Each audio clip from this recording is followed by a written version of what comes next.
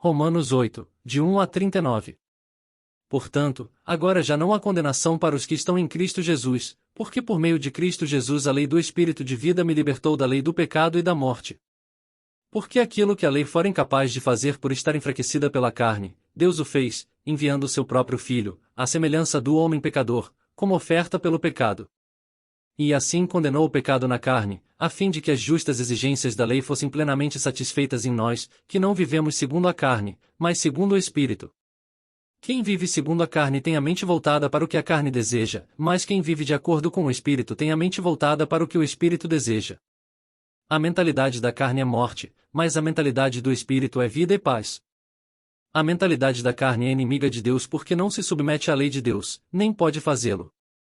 Quem é dominado pela carne não pode agradar a Deus. Entretanto, vocês não estão sob o domínio da carne, mas do Espírito, se de fato o Espírito de Deus habita em vocês. E se alguém não tem o Espírito de Cristo, não pertence a Cristo. Mas, se Cristo está em vocês, o corpo está morto por causa do pecado, mas o Espírito está vivo por causa da justiça. E se o Espírito daquele que ressuscitou Jesus dentre os mortos habita em vocês, aquele que ressuscitou a Cristo dentre os mortos também dará vida a seus corpos mortais, por meio do seu Espírito, que habita em vocês. Portanto, irmãos, estamos em dívida, não para com a carne, para vivermos sujeitos a ela. Pois se vocês viverem de acordo com a carne, morrerão, mas se pelo Espírito fizerem morrer os atos do corpo, viverão. Porque todos os que são guiados pelo Espírito de Deus são filhos de Deus. Pois vocês não receberam um Espírito que os escravize para novamente temerem, mas receberam o Espírito que os torna filhos por adoção, por meio do qual clamamos, Abba Pai. O próprio Espírito testemunha ao nosso Espírito que somos filhos de Deus. Se somos filhos, então somos herdeiros, herdeiros de Deus e co-herdeiros com Cristo, se de fato participamos dos seus sofrimentos, para que também participemos da sua glória. Considero que os nossos sofrimentos atuais não podem ser comparados com a glória que em nós será revelada. A natureza criada aguarda com grande expectativa que os filhos de Deus sejam revelados. Pois ela foi submetida à inutilidade, não pela sua própria escolha, mas por causa da vontade daquele que a sujeitou, na esperança de que a própria natureza criada será libertada da escravidão da decadência em que se encontra, recebendo a gloriosa liberdade dos filhos de Deus. Sabemos que toda a natureza criada geme até agora, como em dores de parto. E não só isso, mas nós mesmos, que temos os primeiros frutos do Espírito, gememos interiormente, esperando ansiosamente nossa adoção como filhos, a redenção do nosso corpo. Pois nessa esperança fomos salvos. Mas a esperança que se vê não é esperança. Quem espera por aquilo que está vendo? Mas se esperamos o que ainda não vemos, aguardamo-lo pacientemente.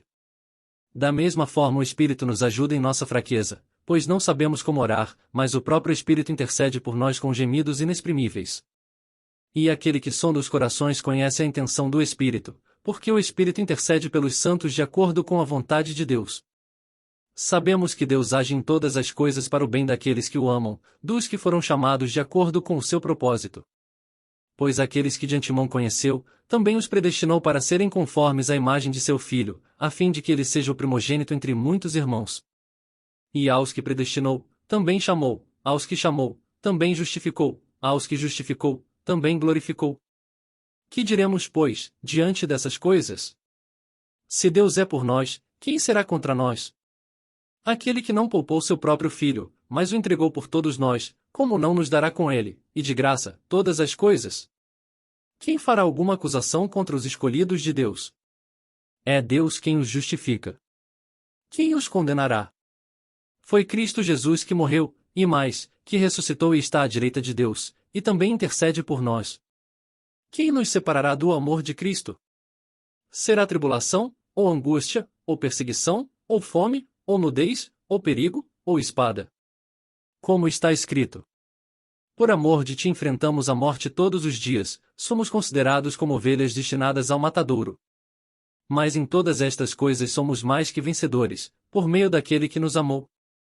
Pois estou convencido de que nem morte nem vida, nem anjos nem demônios, nem o presente nem o futuro, nem quaisquer poderes, nem altura nem profundidade, nem qualquer outra coisa na criação será capaz de nos separar do amor de Deus que está em Cristo Jesus, nosso Senhor.